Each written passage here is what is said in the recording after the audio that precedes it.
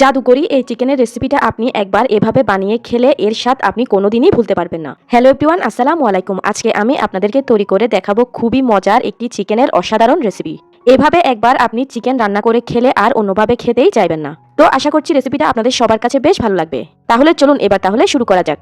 তো রেসিপিটি করার জন্য আমি এখানে নিয়েছি 4 পিস মাঝারি সাইজের চিকেন।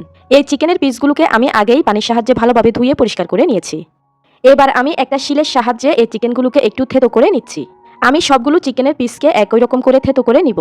এভাবে শিলের সাহায্যে চিকেনের পিসগুলোকে একটু থেতো করে নিলে চিকেনের ভিতরে সব ধরনের মরিচ মশলা ভালোভাবে ঢুকতে পারে। দেখতেই পাচ্ছেন এখানে কিন্তু আমি চিকেনের পিসগুলোকে খুব ভালোভাবে থেতো করে নিয়েছি। থেতো করে নেওয়ার পর এ পর্যায়ে আমি চিকেনের পিসগুলোকে আবারও পানির সাহায্যে একটু ভালোভাবে ধুয়ে নিব। এবার আমি এগুলোকে একটা বাটির মধ্যে তুলে নিচ্ছি। এবারে এখানে আমি নিয়েছি একটা পেঁয়াজের অর্ধেকটা। যেহেতু আমার চিকেনের পিস কম তাই আমার পেঁয়াজের পরিমাণটা কম লাগছে। তবে আপনারা চিকেনের পিসের পরিমাণ অনুযায়ী সব ধরনের মশলার পরিমাণটা বাড়িয়ে কমিয়ে দিয়ে দিবেন। এবার এখানে আমি নিয়ে নিচ্ছি 10-12টার মতো ছোট সাইজের রসুনের কোয়া। বড় সাইজের রসুন নিলে সেক্ষেত্রে রসুনের পরিমাণটা আরেকটু কম লাগবে। এবারে নিয়ে নিচ্ছি একটা কাঁচামরিচ আর নিয়ে নিচ্ছি কিছুটা ধনিয়া পাতা। এবার আমি এই সব কিছুকে আগে একটু ভালোভাবে থেতো করে নিব। এরপর আমি শিলের সাহায্যে এগুলোকে একেবারে মিহি পেস্ট করে বেটে নিব।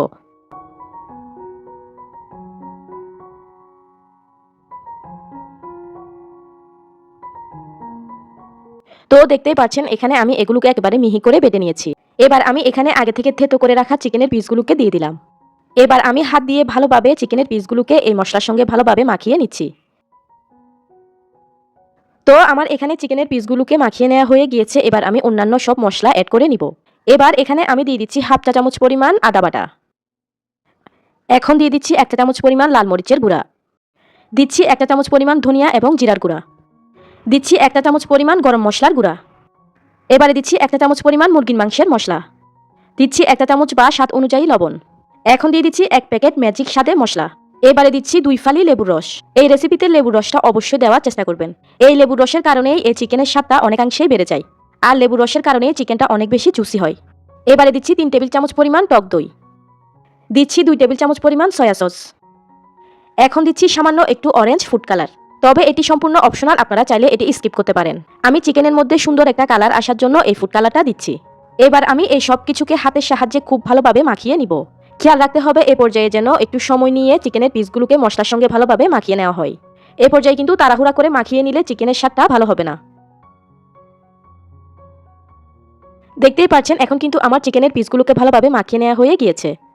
এবার এগুলোর মধ্যে আমি সবার শেষে দিয়ে দিব 2 চা চামচ পরিমাণ আটা।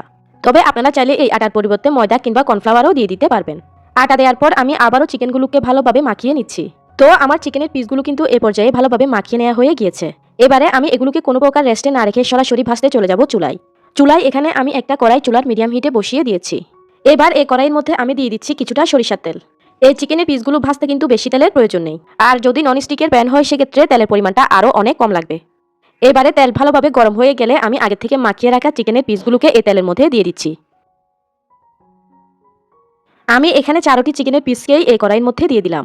এবার আমি কিছুক্ষণ পর চিকেনের পিসগুলোকে একটু উল্টিয়ে দিচ্ছি। আমার এটি যেহেতু অ্যালুমিনিয়ামের কড়াই তাই মশলাগুলো কড়াইয়ের সাথে লেগে গিয়েছিল। তবে আপনারা চেষ্টা করবেন এই চিকেনের পিসগুলোকে অবশ্যই ননস্টিকের প্যানে ভেজে নিতে। এতে করে কোনো প্রকার প্যানে লেগে যাওয়ার ভয় থাকবে না। আমি এগুলোকে আজকে ফ্রাই প্যানে না ভেজেই বড় ভুল করেছিলাম। তবে মজার ব্যাপার হলো এই কড়াইয়ের মধ্যে ভাজার পরেও চিকেনের স্বাদ কিন্তু খুবই অসাধারণ হয়েছিল। এবার আমি এই চিকেনগুলোকে একটা ঢাকনা দিয়ে ঢেকে দিব 5 থেকে 6 মিনিটের জন্য। চিকেনগুলোকে এ পর্যায়ে এভাবে একটু ঢেকে রান্না করে নিলে চিকেনগুলো ভালোভাবে সেদ্ধ হয়ে যাবে। তো আমি 5 মিনিট পর ঢাকনাটা খুলে নিলাম। দেখতেই পাচ্ছেন এ পর্যায়ে কিন্তু চিকেনের থেকে অনেকটাই পানি বের হয়ে গিয়েছে। এ পর্যায়ে কিন্তু চিকেনটা মোটামুটি সেদ্ধ হয়ে গিয়েছে। এখন আমি চিকেনের পিসগুলোকে আবারও একটা ঢাকনা দিয়ে ঢেকে রান্না করে নিব 2 থেকে 3 মিনিটের জন্য। এতে করে চিকেনটা পুরোপুরি সেদ্ধ হয়ে যাবে। তো 2 মিনিট পর আমি আবারও ঢাকনাটা খুলে নিলাম। এখন কিন্তু চিকেনটা পুরোপুরি সেদ্ধ হয়ে গিয়েছে। এবার আমি চিকেনগুলোকে এরকম ঢাকনা খোলা অবস্থায় রেখে এই অবশিষ্ট সবগুলো ঝুলকে ভালোভাবে টানিয়ে নিব।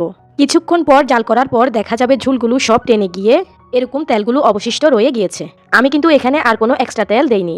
এই পর্যায়ে আমি সময় নিয়ে চিকেনগুলোকে একটু পোড়া পোড়া করে ভেজে নিব।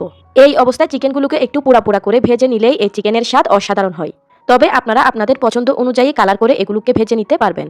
তো আমার এই চিকেনগুলো ভালোভাবে ভেজে নেওয়া হয়ে গিয়েছে। এবার আমি এগুলোকে কড়াই থেকে তুলে একটা প্লেটে উঠিয়ে নিচ্ছি। তো ভিউয়ার্স, খুবই সহজে কিন্তু ঝটপট গ্যাসের চুলায় তৈরি করে ফেললাম গ্রিল চিকেন। এই সিজনে চিকেনের এরকম একটা রেসিপি থাকলে কিন্তু আর কোনো কিছুরই দরকার হবে না। এই গ্রিল চিকেন কিন্তু রুটি বা পরোটা দিয়ে খেতে বেশ ভালো লাগে। আর সাদা ভাত পোলাও দিয়ে খেতেও অনেক বেশি ভালো লাগে। ভিউয়ার্স, আমি আপনাদেরকে বারবার বলে দিচ্ছি, এগুলো ভাজার সময় কিন্তু আপনারা অবশ্যই ননস্টিকের প্যান ব্যবহার করবেন। চাইলে লোহার কড়াইও ব্যবহার করতে পারবেন। লোহার কড়াইয়ে ভাজলেও কিন্তু এগুলো প্যানের তলায় লেগে যাবে না। তো বরাবরের মতো আশা করছি আজকের এই রেসিপিটাও আপনাদের সবার কাছে বেশ ভালো লেগেছে। ভালো লেগে থাকলে কিন্তু ভিডিওতে প্লিজ অবশ্যই একটা লাইক দিয়ে দিবেন।